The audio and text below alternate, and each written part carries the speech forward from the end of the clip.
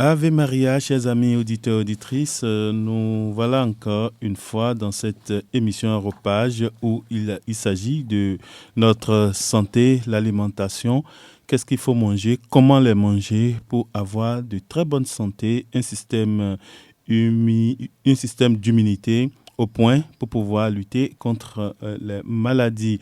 La sœur Danielle est déjà en studio avec moi. Sœur Ave Maria. Oui, Gracia Plena, bonjour frère Nazaire et bonjour à tous les auditeurs. Voilà, donc nous allons démarrer avec la prière pour entrer dans le vif du débat. Voilà, donc nous allons évoquer l'Esprit Saint pour lui qui est la source de toute connaissance et de toute science. Gloire et louange à toi, Esprit Saint. Amour, puissance et gloire de Dieu le Père et du Fils Jésus-Christ.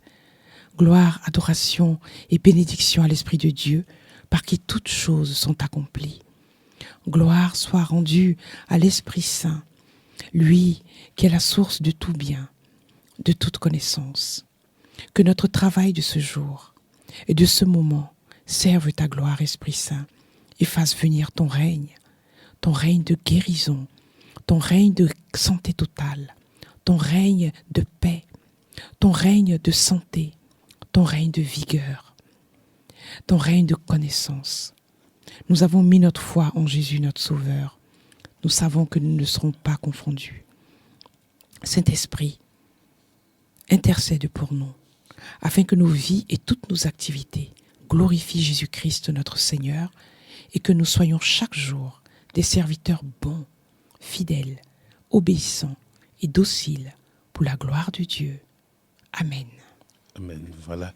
Donc, chers amis auditeurs et auditrices, la fois passée, on a parlé des aliments, des micronutriments, des macronutriments, et nous avons aussi parlé des enzymes. Des enzymes. Et la sœur Danielle Plia nous rappelait que si nous mangeons des aliments crus, on a plus d'enzymes. Et ça peut nous aider à mieux lutter contre les maladies. Sœur Danielle. Excellentissime, frère Nazaire. Tu as bien retenu la leçon. Bravo. Et j'espère que tous les auditeurs ont bien capté ce que j'ai voulu dire. Là, la substance est faite, la synthèse est faite. Bravo, frère Nazaire. C'est exactement ça. Donc, on a parlé des nutriments, des macronutriments, des enzymes. Et je vous montrais que les cellules, bien qu'elles soient expertes en santé, si elles n'ont pas de macronutriments, si elles n'ont pas d'enzymes, si les sécrétions d'enzymes ne se font pas de manière optimale, elles ne peuvent pas fonctionner. Je vous rappelais encore que pour vaincre un ennemi, il faut d'abord se connaître soi-même. Si tu ne te connais pas toi-même, si tu ne connais pas ton ennemi, tu ne sauras pas le mater. Donc, nous avons rappelé que notre santé, c'est notre capital le plus précieux et que notre santé nous fait que nous devons être en état de guerre chaque jour. La santé se conquiert chaque jour. Arrêtez de dire mon état de santé. L'état est statique, alors que la santé est évolutionniste. Elle évolue. En fonction des âges de la vie, nous nous adaptons à notre environnement, aux facteurs de notre alimentation, à tout ce qui est autour de nous. Rappelez-vous les 9 facteurs décisifs, l'air, l'état d'esprit, la chaleur. Nous nous adaptons pour pouvoir survivre et mener donc un réseau cellulaire, pluricellulaire, qui va nous permettre donc de pouvoir conquérir la santé. La santé, c'est une stratégie. Et c'est de cette stratégie que je viens vous parler en étant un peu technique, mais vous voyez que la technique sert à la santé. Et si nous ne comprenons pas ça, nous n'allons pas comprendre aussi beaucoup de nos maladies, d'où elles viennent. Voilà. Donc aujourd'hui, je vais encore creuser davantage pour vous montrer que, et je l'ai dit, que c'est grâce aux enzymes. Et les gens qui me disent souvent oui, mais j'oublie, je n'ai plus de mémoire, je vais vous dire quelque chose. Comme moi. Si vous voyez, je ne savais même pas, frère Nazaire. Si vous avez souvent des pertes de mémoire, si vous avez des oublis, si vous êtes souvent épuisé, si vous n'arrivez plus à faire des travaux de concentration sur 7 heures, 8 heures, 9 heures d'affilée, c'est grâce aux enzymes que votre cerveau peut traiter en temps réel l'énorme masse d'informations qu'il a stockées. Parce que votre mémoire les a stockées.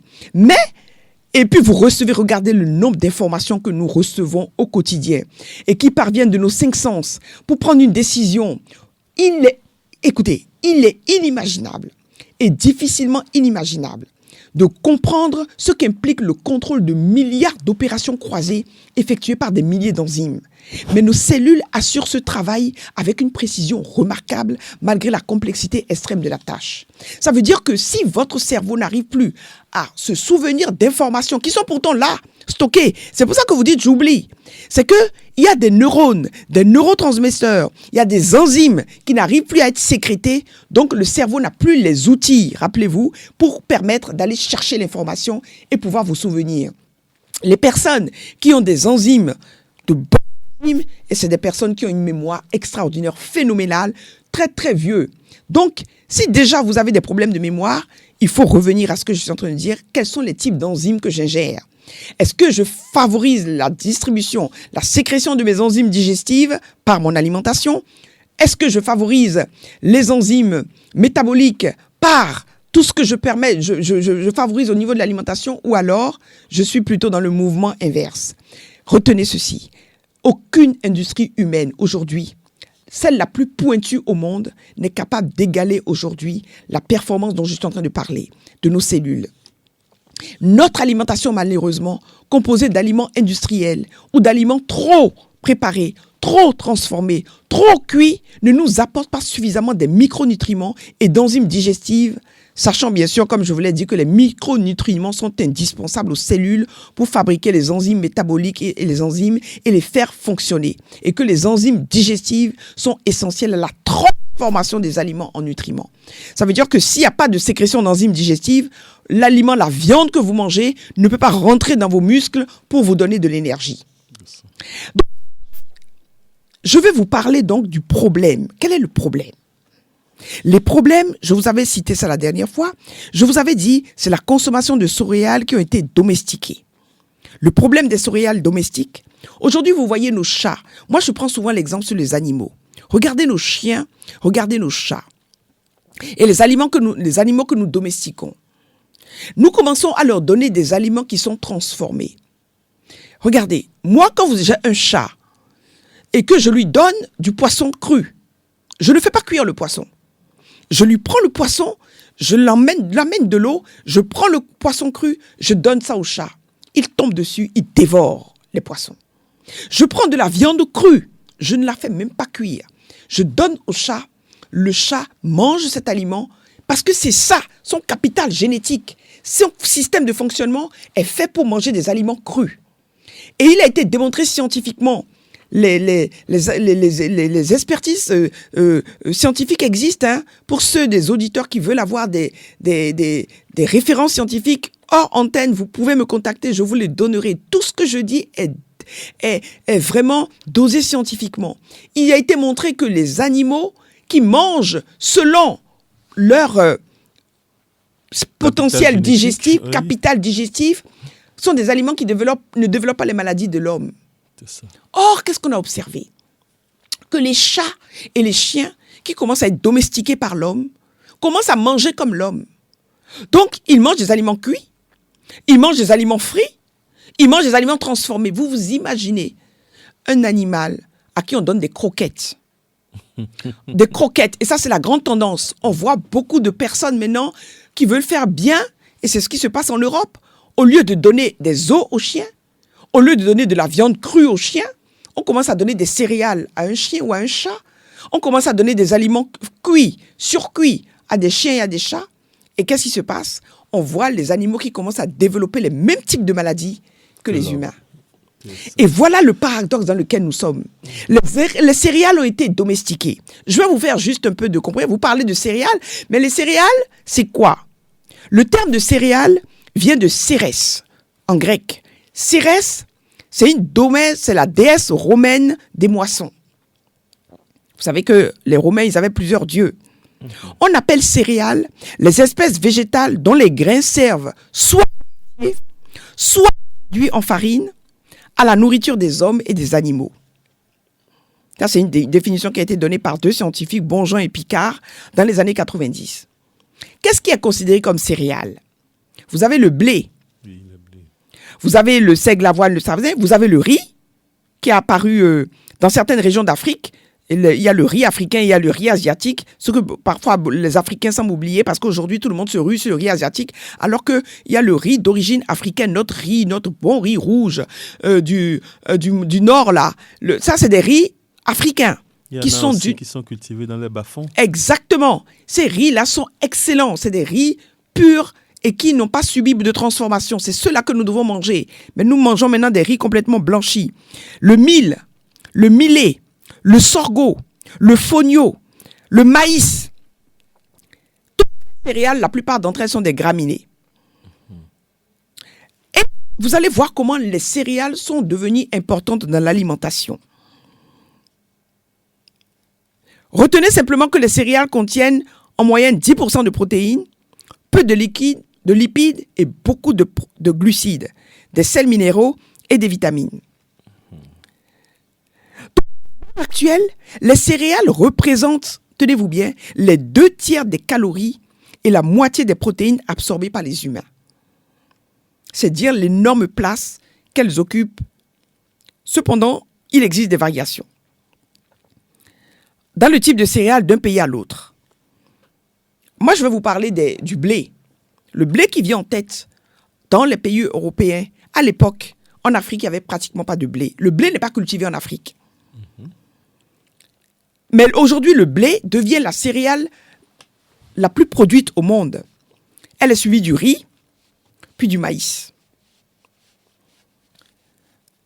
La proportion de céréales, donc, comme je vous disais, dans la ration quotidienne, est beaucoup plus importante dans les pays pauvres que dans les pays riches. Donc en Afrique, nous avons une tendance à manger beaucoup plus de céréales que dans les pays européens.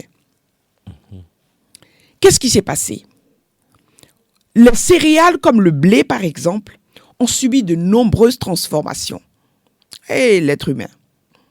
Les biologistes, ils ne se sont posés des questions et ils ont fait des transformations avec des sélections pour amener à faire à modifier les gènes des plantes. Donc, on a modifié les gènes des céréales.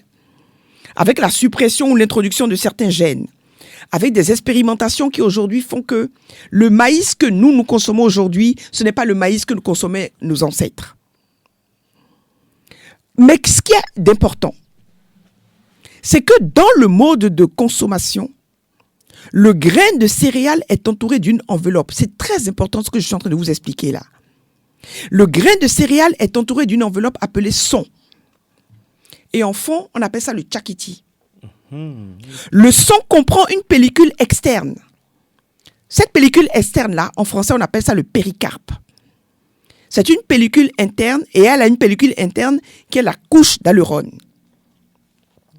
La couche interne contient des protéines peu différentes dans leur structure des protéines animales.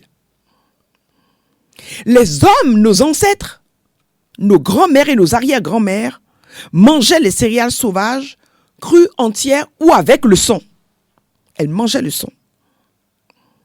Ces céréales sauvages avec une enveloppe extérieure supplémentaire, donc elles avaient plus de cellulose, donc elles avaient plus d'enzymes. Vous êtes en train de voir, plus d'enzymes, parce que toute l'entièreté de la graine était préservée.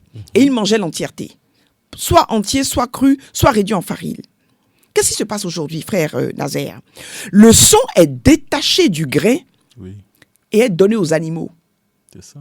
On prend ce tchakiti-là, on prend ce son et qu'est-ce qu'on fait? On donne ça aux moutons, on donne ça aux vaches, on donne ça aux poules. Et nous mangeons soi-disant des aliments raffinés. Aujourd'hui, donc, l'homme ne consomme que le grain. Ce qui signifie quoi? Quand vous ne consommez que le grain, je viens de vous montrer qu'il y a son enveloppe. Le grain est entouré d'une enveloppe qui est le son et que ce son comprend une pellicule interne et une pellicule externe. Mais nous, aujourd'hui, nous ne mangeons que le grain. C'est ça que nous mangeons, le riz blanc là. Nous ne mangeons que le grain. Nous avons enlevé le péricarpe. Nous avons enlevé le son qui doit donner la richesse même et la valeur nutritive du riz ou du maïs ou d'autres céréales. Ça veut dire quoi? Beaucoup plus d'amidon. Donc quand vous consommez ce grain-là, qu'est-ce que vous faites? Vous ingérez de l'amidon au lieu d'ingérer de bon glucose. Vous prenez de l'amidon. Beaucoup moins de cellulose. Avec une perte de 90% de fibres. C'est-à-dire que les fibres, c'est ce qui donne du volume dans l'intestin qui permettent donc de fluidifier les selles et qui permettent de n'être jamais constipé. Or, quand vous allez enlever l'enveloppe, vous avez enlevé la cellulose. Et c'est cette cellulose qui est la source de fibres dans la céréale. Beaucoup moins de protéines utiles, beaucoup moins de vitamines, beaucoup de phosphore et de magnésium, 50% en moins de calcium et de fer. Et en plus de cela, le grain est cuit, ce qui va changer grandement la structure de ces constituants. Donc déjà, même avant la cuisson, vous avez déjà un aliment qui est carencé en tout cela. Il n'y a plus d'enzymes. Rappelez-vous, les enzymes ont été complètement déstructurées. Et à ce niveau-là, nous allons mettre maintenant encore ce grain sur le feu. Conséquence, nous mangeons des aliments qui sont complètement dénaturés. Le blé est apparu il y a environ seulement 10 000 ans. C'est environ dans la Mésopotamie, au niveau de l'Égypte, que le blé est apparu. Et l'ancêtre du blé n'a rien à voir avec le blé que nous consommons aujourd'hui. Est-ce que vous saviez que les premiers blés qui étaient consommés avaient à peine 1 mètre maximum de hauteur, 30, 40 cm, maximum 1 mètre. Aujourd'hui, quand vous rentrez dans les plantations de blé en Europe et aux États-Unis, elles font 2 mètres, 3 mètres, 4 mètres de haut, avec des engrais chimiques qui les fait pousser au-delà de leur substance. Parfois avec des OGM. Avec des OGM. Donc, c'est ce blé-là. Le blé, aujourd'hui, il a subi tellement de transformations avec des hybridations, des mélanges que l'homme, soi-disant, dans sa science infuse, a voulu faire. Et elle devient aujourd'hui la céréale la plus cultivée dans le monde. C'est avec le blé que nous faisons les pâtes, les fameux macaronis, les fameux spaghettis que nous mangeons, les semoules. Le blé tendre, lui, sert à faire la fabrication du pain, des pizzas, des croissants, des gâteaux, des biscuits, des biscottes, farine de blé et tout le blablabla que nous voyons. Aujourd'hui, les populations africaines qui ne connaissaient pas le blé, ça ne faisait pas partie de leur alimentation. Avec le développement au niveau mondial, on nous envoie du blé de mauvaise qualité. Je dis, pour moi, c'est criminel. On nous envoie du blé qui nous envahit. On nous envahit de blé. Et du coup, nos anciens, j'étais parti faire une petite enquête sur l'alimentation des Amazones. Je suis allé voir un historien, professeur d'histoire, à Abomey. Parce que j'étais en train de vouloir comprendre, mais qu'est-ce qui a fait que ces femmes avaient été des forces de la nature comme ça? Que mangeaient-elles? Alors, j'étais étonnée parce que au départ, je pensais qu'il allait me dire qu'elle mangeait du maïs. Il me dit non. À l'époque, il n'y avait pas encore le maïs. Elle mangeait du mil. C'était la pâte de mil. C'était la pâte de sorgho. Et elle le faisait en forme fermentée. Et donc, ça faisait du maouet. Et elle gardait tout le son. Il n'y avait rien, il n'y avait pas d'extraction. Le maouet de mil, le maouet de sorgho qu'elle faisait et qu'elle mangeait avec quoi? Avec des herbes amères. Le amant vivait là. Il dit que c'était leur aliment de choix. Ça. Mais c'est bourré de vitamines. Vous savez qu'il y a une étude qui a démontré que dans certaines zones, Madagascar et autres, que la consommation de Vernonia permettait de lutter contre le Covid. Je donne l'information entre parenthèses. Oui, parce que les substances qu'elle donne dedans. Mais c'est pour vous dire que tous ces aliments que nous avons apportés, voilà. Quand on dit aux gens, on me demande, mais qu'est-ce que nous devons manger? Commencez à manger les herbes que Dieu vous a données. Ces plantes qui ont encore leurs enzymes. Et évitez trop la transformation. Nous, dans nos cours de cuisine, c'est ce qu'on explique aux femmes. Comment préparer les herbes. Quand je mange une herbe, nos mains là, ça doit être croquant. Et donc, le professeur d'histoire me dit, mais elle faisait du magnan. Le magnan, c'était donc, pour ceux qui ne comprennent pas fond, c'est donc la feuille qui est pratiquement pas cuite. Elle est juste légèrement bouillie à la vapeur. On l'enlève et elle ne repart pas plus sur le feu.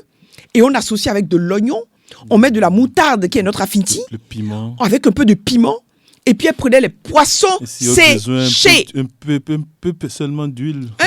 Pratiquement pas d'huile, un peu d'huile. Et en plus, c'était des huiles extraites à froid. Oui, c'est ça. C'est-à-dire qu'elle ne faisait pas cuire les huiles comme nous faisons actuellement. Non, du tout pas. Elle prenait un peu d'huile, elle mettait dessus, et puis elle mangeait ça de temps en temps avec du poisson séché. Poisson séché, non pas poisson frit. Et poisson grillé, comme nous mangeons aujourd'hui là. Poisson séché naturellement.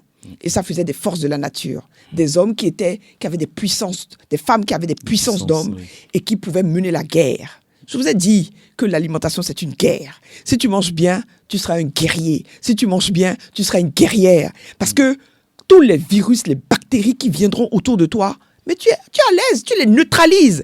C'est ça. Uniquement avec ton système immunitaire, avec les enzymes des aliments qui sont là, qui constituent des vitamines, qui constituent des oligo-éléments et qui permettent de neutraliser l'ennemi qui arrive. Vous avez vu, aujourd'hui, nous sommes en train de perdre tout cela. Et le blé devient notre alimentation de base. Et quel blé? Il y a une boulangère qui est venue la dernière fois de France. Elle était dans la région de Ndali pour aller faire du pain. Monseigneur, on bénit Dieu, a mis en place une unité de boulangerie là-bas. Et elle a fait venir pour venir former des jeunes de Ndali pour devenir donc des boulangers. Et cette femme-là, au retour, elle est passée par le centre. Jean Plia, elle est venue me voir. Et elle me faisait part de sa tristesse. Elle me dit, c'est pas possible. J'ai demandé, j'ai réclamé avoir des farines de chez vous. Parce que je sais que le sorgho, parce que je sais que le fonio, parce que je sais que le mil, vos céréales sont tellement riches et tellement bonnes qu'avec ça, je peux faire de l'excellent pain qui peut être promu sur le marché et qui reviendrait moins cher. Mais elle dit, tout ce que j'ai pu avoir, c'est du blé. Et elle dit, c'est terrible parce que je vois comment la conquête au niveau des Européens sur l'Afrique est destructrice. Parce qu'on arrive à vous détourner de votre mode d'alimentation centenaire, initial, où nos enzymes se sont adaptés à cela. Notre corps avait une résistance à cela. Mais regardez, nous avons maintenant toutes les maladies des Blancs. Alors qu'à l'époque, on ne connaissait pas de diabète en Afrique. On ne connaissait pas des maladies de l'hypertension. Et elle dit qu'elle a eu du blé. Et en plus, comme elle est formée, les boulangers, on les forme sur les natures de blé. Elle dit que c'est la 4e variété, la plus mauvaise que vous recevez en Afrique. Au moins, nous, en France, nous utilisons la première variété, qui est la plus riche et la moins dégradée. Mais hélas, elle dit, quand j'ai vu la qualité du blé que j'ai eu à la main pour pouvoir former mes jeunes sur le pain, j'étais effarée. Elle dit qu'elle a dit à Monseigneur dit, mais voilà notre drame. Nous sommes plus férus de blé que de nos céréales qui sont à notre portée. Et elle dit qu'il y avait des jeunes ou des personnes qui rentraient dans la boulangerie et qu'elle avait refusé, elle, de faire la pizza. Elle dit, je ne fais pas de pizza. C'est quoi ça? La pizza, ce n'est pas de votre culture. À la limite, si vous voulez le pain, mais je peux vous faire des galettes et des trucs comme ça, que les gens venaient pour réclamer des croissants, des pains au chocolat, des pizzas. Et qu'elle-même, elle sait que ces aliments-là, c'est des aliments transformés, raffinés, et qui n'apportent rien. En plus, c'est du blé qui est blanchi. Elle dit, si c'était encore du blé complet. C'est des bourratifs qui vous apportent que de l'amidon et des toxines. J'insiste là-dessus. Et je suis en train d'en parler pour qu'il y ait un réveil. Et ça, c'est même un appel à nos dirigeants, ministres de la Santé et tout, pour leur dire, il faut qu'on puisse faire un travail dans ce sens. Je suis révoltée de voir que nous avons des céréales comme le mil, comme le sorgho, comme le millet, comme le fonio, qui sont là et nous laissons ça pour aller nous brader notre santé en mangeant des aliments avec du blé de 4e génération, voilà. sans vitamines, sans aucune enzyme. Il n'y a plus d'enzymes. Je vous parlais des enzymes. Eh bien, ces blés sont vides d'enzymes. Quand vous les mangez, le corps est obligé de faire un travail extraordinaire pour essayer d'en extraire le minimum. Mais il n'y a plus d'enzymes digestives. Le pancréas, les organes, la vésicule biliaire qui doivent sécréter les enzymes digestives disent, mais avec quoi? Nous n'avons même pas d'éléments pour sécréter ces enzymes. Nous faisons quoi? Et c'est là que le corps commence à ramer et vous allez voir comment ça va dégénérer sur les maladies. Aujourd'hui, vous voyez que le blé, il y a des intolérances au blé et qu'il y a des maladies comme les maladies rhumatismales. Les rhumatismes, moi, quand les gens viennent avec des maladies rhumatismes, les premières céréales que je supprime, c'est le blé. Plus de blé. Parce que dans le blé, vous avez vu, dans la préparation du blé, vous avez ce côté élastique qui vous donne ce côté élastique. C'est une substance qui est dedans qu'on appelle la gliadine. Et cette gliadine, c'est ça qui donne ce côté gluant, un peu élastique au blé. Et bien cette gliadine-là, c'est elle qui va perturber, qui va rendre les intestins poreux. Je vous parlerai dans une prochaine émission du rôle des intestins. Je vous ai parlé de ça comme une barrière, hein.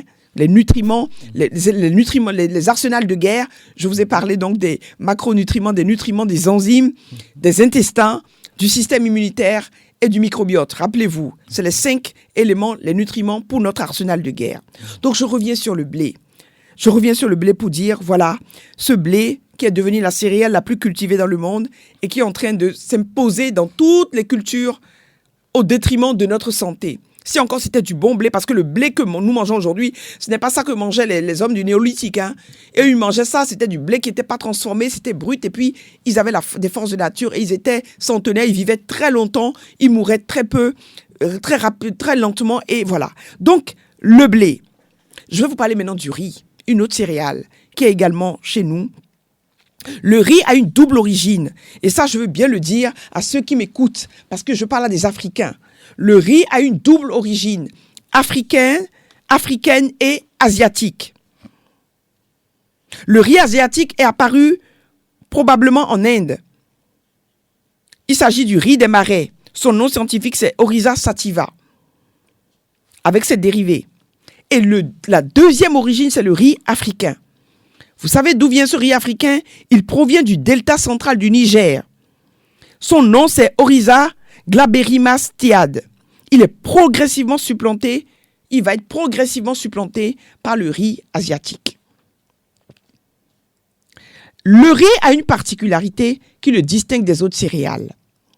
Lorsqu'il est soumis à diverses manipulations par les agriculteurs, comme je vous ai expliqué pour le blé, il se transforme pendant quelques générations, mais il a toujours tendance à revenir à son état sauvage initial.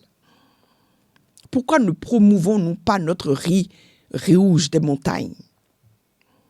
Le riz moderne est donc à peu près, sauf quand il est blanchi, semblable à son ancêtre préhistorique. Le riz est la céréale la plus cultivée dans le monde, comme je vous ai dit, après le blé.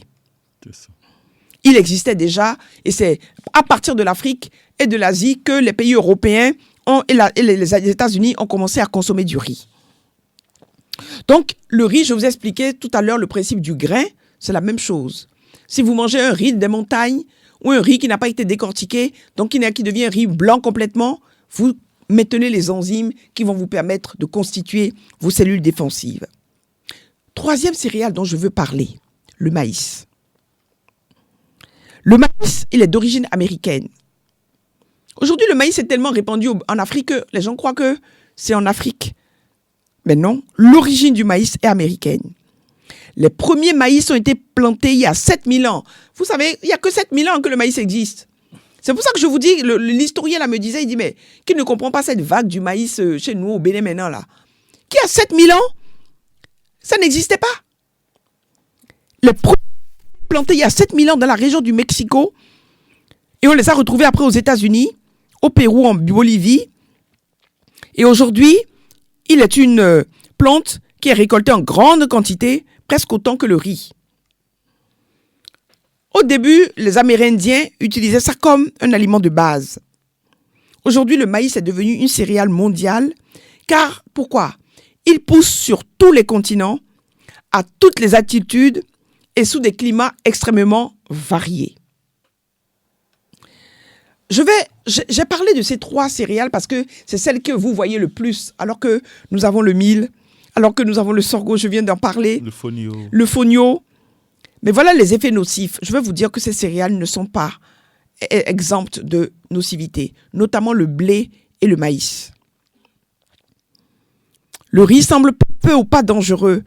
Par contre, le blé et le maïs sont mis en cause dans plusieurs maladies.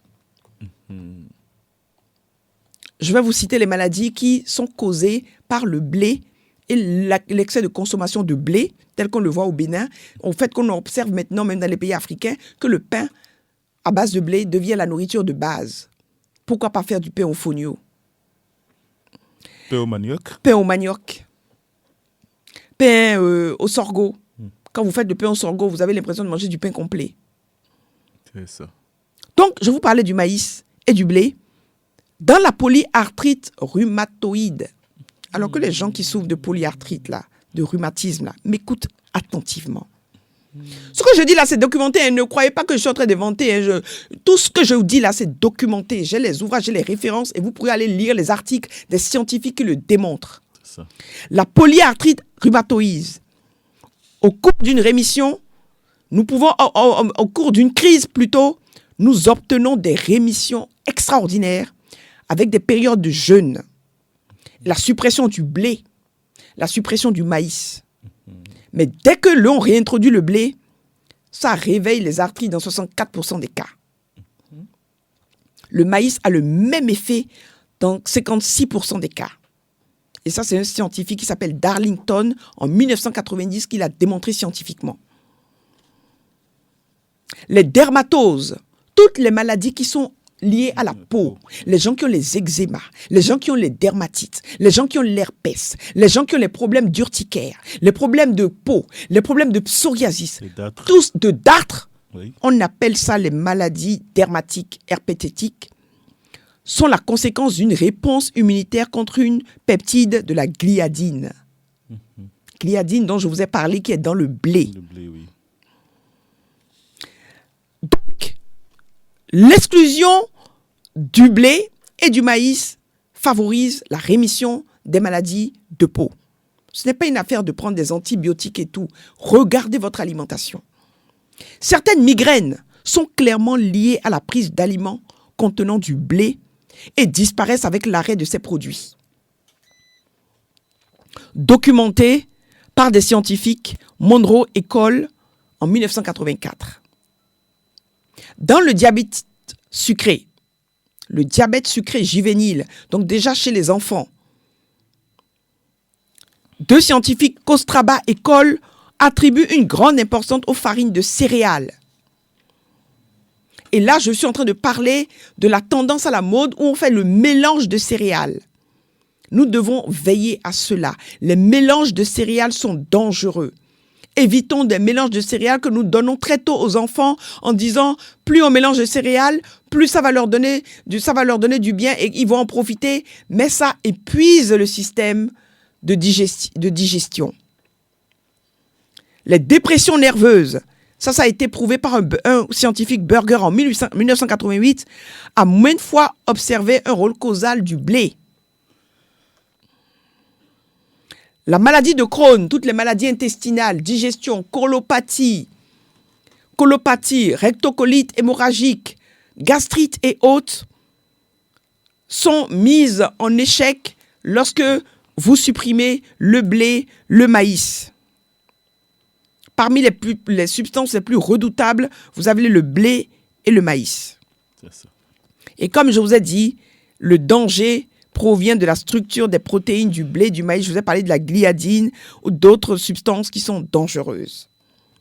Voilà, j'ai voulu faire un zoom sur cela pour montrer comment des aliments qui peuvent être des aliments remplis et sains, remplis de bonnes enzymes, peuvent devenir des poisons parce qu'on va neutraliser complètement les enzymes et que ça devient des aliments qui sont vides, qui ne peuvent plus nourrir les cellules.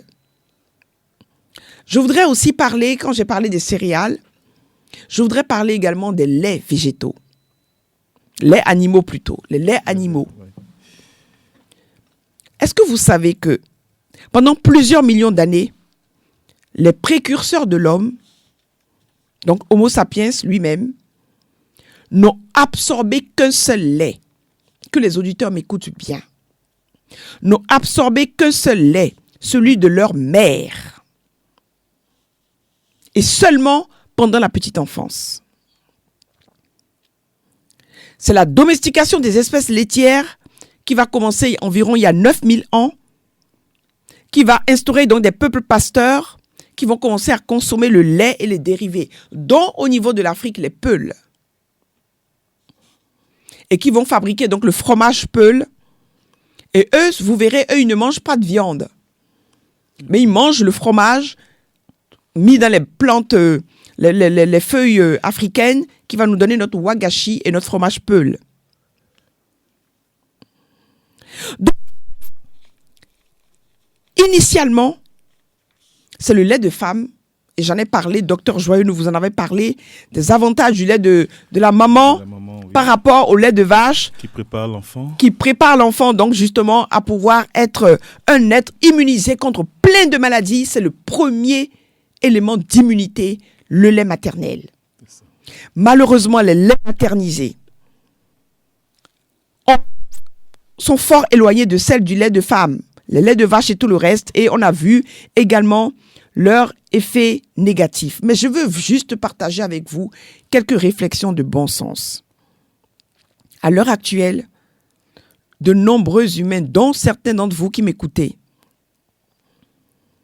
vous consommez constamment et tous les jours, depuis votre enfance ou votre adolescence, mais également à l'âge adulte, du lait de vache et des produits laitiers d'origine animale. Nous en avons parlé. J'ai énuméré les différences nombreuses qui séparent le lait de la femme et le lait de vache. Et certaines notions fondées sur le bon sens doivent être méditées. Aucun animal sauvage ne se nourrit du lait d'un autre animal. Aucun animal sauvage ne se nourrit du lait d'un autre animal.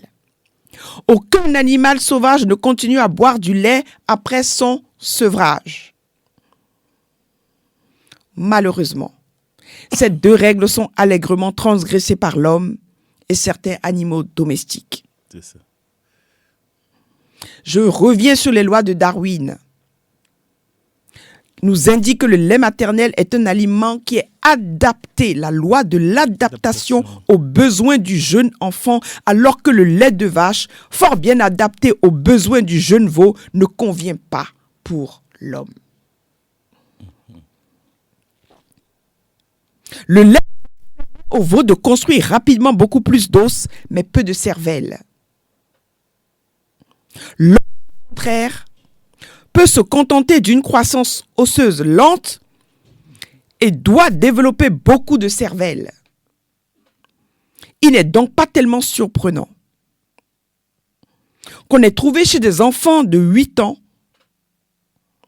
un QI en moyenne plus élevé chez ceux nourris au lait maternel par rapport à ceux nourris au lait de vache. C'est une étude menée par un scientifique, Lucas, en 1992. Et c'est pas si loin que ça.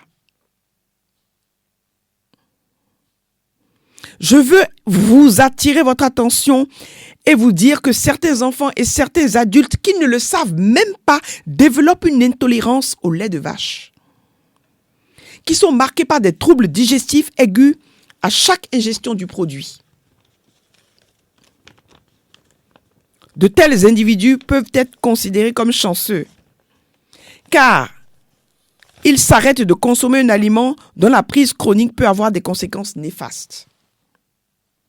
Combien de femmes à qui vous le demandez, est-ce que vous consommez du lait? Elles vous disent oui, mais je ne le digère pas bien. Quand j'en mange, je fais beaucoup de gaz, et des gaz qui sont nauséabonds. Quand je mange, je suis perturbée. Quand je prends du lait au petit déjeuner, j'ai des constipations. Voilà. Si on explore la littérature, vous allez voir, et ça également c'est documenté, que le lait de vache et ses dérivés ont été incriminés dans diverses maladies. Je reviens encore dans la polyarthrite rhumatoïde. L'arrêt des produits laitiers provoque une rémission des arthrites. Leur réintroduction est suivie d'une reprise des arthrites. Dans le diabète sucré également, d'installation récente, on observe un titre élevé d'anticorps anti-albumine bovine et ces anticorps sont attribués à ces albumines bovines qui ont un rôle dans la genèse des lésions du pancréas endocrine. Oui, et je voudrais placer un mot rapidement, Oui. Daniel. Et ça dit que quand on va finir d'être allaité par notre mère, c'est-à-dire au jeune âge, c'est-à-dire quand on était bébé, on ne doit plus prendre du lait quand nous sommes en train de grandir. Exactement. C'est ça. C'est ça.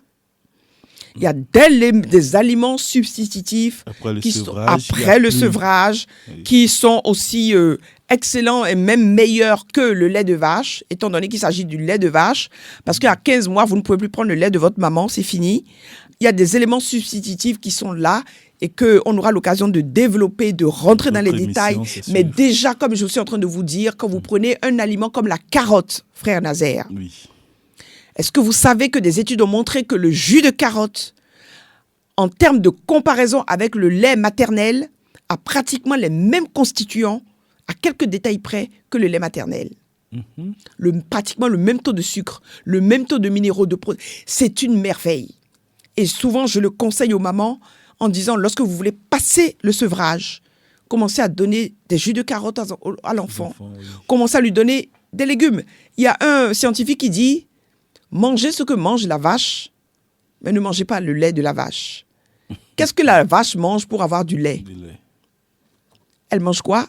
Des légumes, des herbes. Des herbes. Eh bien voilà! Des herbes. Des herbes! Alors des herbes comme la luzerne, le moringa, les plantes, la carotte, les légumes d'hiver favorisent. La preuve, quand les mamans viennent me voir, qu'elles savent qu'ils sont allaitantes et qu'elles me disent qu'elles n'ont plus de lait, mais je leur recommande. Je leur recommande justement ces aliments. Vous voyez? Donc c'est pour vous dire que quand dans une bonne éducation nutritionnelle, si nous voulons, et puisque l'enfant déjà à ce moment-là, on parle de protéines, mais dans les protéines là, il y a déjà du poisson. L'enfant mange des œufs, l'enfant mange de la viande, Oui. donc il n'a pas besoin des protéines du lait pour grandir. On dit que ça lui donne du calcium. Mais je suis désolée, quand vous prenez un aliment comme la pulpe de baobab, j'en parle toujours, dans la pulpe de baobab, vous avez 4 fois plus de calcium que dans le lait de vache. Et c'est du calcium assimilable. Donc c'est un débat. Mais moi je dis, je ne démords pas. Et je dis qu'un enfant, moi, mes enfants, elles ont grandi. Quand j'ai eu affaire, après que j'ai coupé le lait maternel, elles ont eu les aliments dont je suis en train de parler, une alimentation variée, diversifiée, riche et équilibrée. Et ces enfants, elles sont pratiquement jamais malades. Et ça, c'est valable si tous les jeunes pouvaient rentrer dans ce mouvement. Mais malheureusement, quand les enfants qui ont consommé beaucoup de lait de vache et qui en continuent, c'est souvent les enfants qui sont allergiques, qui sont souvent malades, qui sont les plus sujets au palu, dont le système immunitaire est faible, qui sont souvent... C'est cela qui ont des problèmes d'yeux. Si vous avez consommé trop de lait, vous allez avoir la vue qui va commencer à baisser. Oui. Donc, pour répondre à votre question, voilà. Parfois aussi, on pense que dans le yaourt, il n'y a pas le lait. Alors ben justement. On refuse le lait, mais on prend le yaourt. Et on prend le yaourt. Voilà. Oui. Alors que le yaourt, c'est pareil. Vous ingérez du lait de vache qui est juste fermenté. Donc fermenté, le fermentage fait qu'il est plus digeste. C'est tout. Mais ça ne veut pas dire qu'il n'a pas aussi les effets par derrière. Et qu'aujourd'hui, la consommation de lait, on le montre pour les femmes qui sont à l'âge de la cinquantaine également, quand elles une trop forte consommation de yaourt, d'aliments laitiers, de fromage fragilise les os et peut être à l'origine de l'ostéoporose ou des fractures du col du fémur.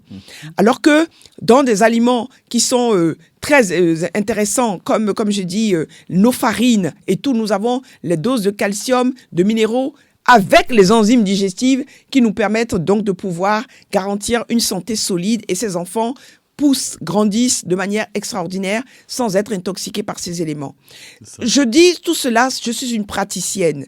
Je ne suis pas en train de dire, je l'ai fait, comme je vous dis, pour des problèmes d'arthrose, pour des problèmes de peau, pour les problèmes de maladies digestives, de maldigestion, d'indigestion, de colopathie. Voici des éléments que facilement je supprime et il y a des rémissions extraordinaires et des guérisons qui n'en disent pas moins. Donc voilà s'il est important de rappeler. Je passe du temps, j'essaie de décortiquer pour que le maximum de personnes puissent comprendre que notre santé ce n'est pas le fruit du hasard. C'est une stratégie de conquête. Je viens de vous démontrer l'origine des céréales et de vous montrer comment certaines céréales qui n'étaient pas dans notre culture, dans notre patrimoine génétique, ont commencé à envahir nos pays et sont en train de créer des maladies qui n'existaient pas chez nous en Afrique. Comment nos bonnes céréales qui ont fait des forces de la nature comme des Amazones, aujourd'hui sont complètement délaissées. Comment aujourd'hui nous pouvons avoir du bon pain avec des céréales de chez nous. Comment nous pouvons avoir des enzymes qui vont développer des cellules et qui vont matérialiser une santé qui va nous permettre de devenir des hommes forts, être comme des Amazones, des guerriers, des guerrières, très peu malades, mais toujours en bonne santé. Les arsenaux de guerre, Dieu nous les a donnés. Ils sont là. Et nous avons commencé à les passer en revue. Nous avons parlé des nutriments. Nous avons parlé des enzymes. Et aujourd'hui, je vous ai décortiqué le processus des enzymes à travers les différentes céréales pour que ce soit concret pour vous. La dernière fois, j'étais beaucoup plus technique. Mais cette fois-ci, j'ai été plus en profondeur pour vous montrer que ces aliments vous environnent et que ces aliments, lorsque vous les dénaturez, lorsque vous les transformez, deviennent plus des poisons parce qu'il n'y a plus d'enzymes. Rappelez-vous ce que je vous ai dit. Sans enzymes, il n'y a pas de cellules.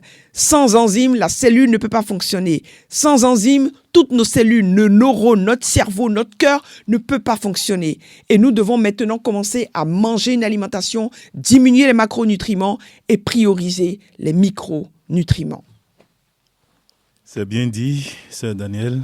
Nous allons maintenant prier pour la fin de l'émission car nous sommes surpris par le temps. Oui, le temps passe tellement vite, le sujet est tellement passionnant qu'on ne voit pas passer le temps. Et j'espère que vous aussi, chers auditeurs, vous profitez vraiment de ces petites leçons. C'est vraiment pas du tout, c'est des partages de bonnes pratiques, c'est des partages de bonnes connaissances.